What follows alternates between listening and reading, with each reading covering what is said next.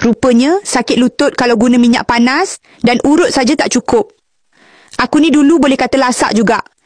Jalan jauh tak penat, naik tangga selamba, siap boleh kejar anak-anak kalau diorang buat hal. Tapi sekarang, nak bangun dari duduk pun rasa lutut macam nak tercabut. Bunyi krek-krek tu dah jadi lagu harian.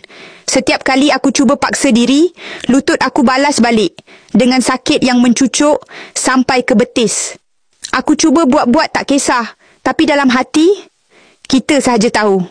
Paling aku ingat, satu hari tu aku cuba bangun dari kerusi. Sekali, aduh, lutut aku rasa macam bercucuk. Aku hampir jatuh, nasib baik sempat paut meja. Anak aku yang nampak terus panik.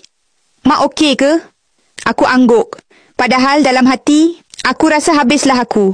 Dulu, aku yang paling laju kalau pergi pasar, sekarang nak jalan pun macam siput.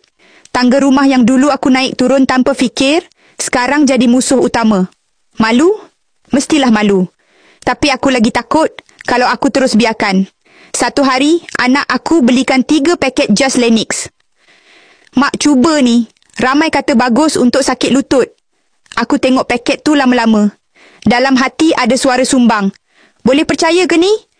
Tapi aku fikir balik. Kalau aku tak cuba, sampai bila nak macam ni? Aku pun mula minum 1 sachet pagi dan 1 sachet malam. Tak perlu bancuh, terus koyak dan minum je. Senang.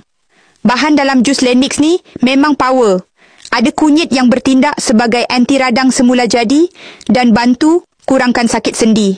Ada juga halba yang orang dulu-dulu memang guna untuk kurangkan bengkak sendi. Minggu pertama, aku perasan lutut aku tak rasa ketat sangat.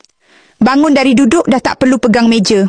Masuk minggu kedua, aku cuba naik tangga tanpa berhenti separuh jalan. Lepas sampai atas, aku berdiri sekejap. Dalam hati, aku baru naik tangga ni ke? Bulan berikutnya, aku dah boleh pergi pasar macam dulu.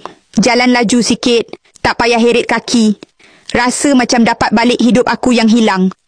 Sekarang, aku dah boleh buat kerja rumah dengan lebih selesa. Lutut dah tak meragam macam dulu. Kalau ada orang tanya, aku cuma jawab, jangan tunggu sampai tak boleh jalan. Ikhtiar awal, badan sendiri yang lega.